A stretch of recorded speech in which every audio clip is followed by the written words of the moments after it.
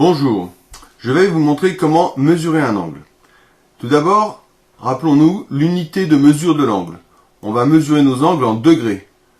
Les degrés, ici, sont représentés par le petit cercle à côté de la valeur, et l'angle AOC mesure donc 38 degrés ici.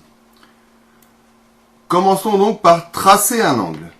Je vais tracer, on a vu, une demi-droite, par exemple ici, une demi-droite entre ces deux points, qui va être par exemple d'origine A et passant par B, et puis une seconde demi-droite qui a la même origine A, et qui va être comme ceci par exemple, et qui va passer par ce point que je vais par exemple appeler le point C. J'ai donc ici un angle entre la demi-droite AB et la demi-droite AC, que j'appellerai soit CAB, soit BAC. Pour le mesurer, je vais utiliser un rapporteur. Dans le rapporteur, ce qui est important, c'est d'une part le centre du rapporteur ici, le point qui est en plein centre. Et on voit qu'on a deux rangées de graduation, ici, dans un sens, et on a la même ici, mais dans l'autre sens. Et donc deux zéros. Un zéro pour les graduations extérieures ici, et un zéro pour les graduations intérieures ici. On verra l'usage un petit peu après. Tout d'abord, je vais commencer par positionner mon rapporteur sur le sommet de l'angle. Le centre du rapporteur au sommet de l'angle, comme ceci. J'ai bien confondu les deux points. Maintenant, je vais orienter mon rapporteur pour que le 0 soit sur une des demi-droites. Par exemple, ici, mon 0 extérieur est sur la demi-droite AB. Et maintenant, je vais regarder en face de quelle graduation passe la deuxième demi-droite.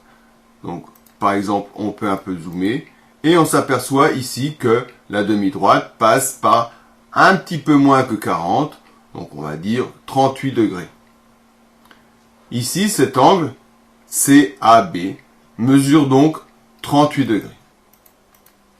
Pourquoi est-ce qu'on a deux graduations? Eh bien, on pourrait avoir un autre angle. Je vais retirer d'abord mon rapporteur d'ici.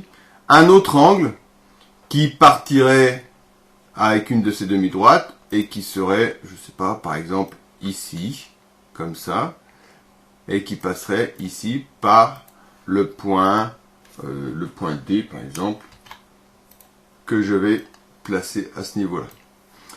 Je pourrais donc utiliser mon rapporteur, le remettre ici, et puis, par exemple, avoir orienté mon rapporteur dans ce sens, cette fois-ci, et donc, oh, excusez-moi, c'est pas très précis, voilà.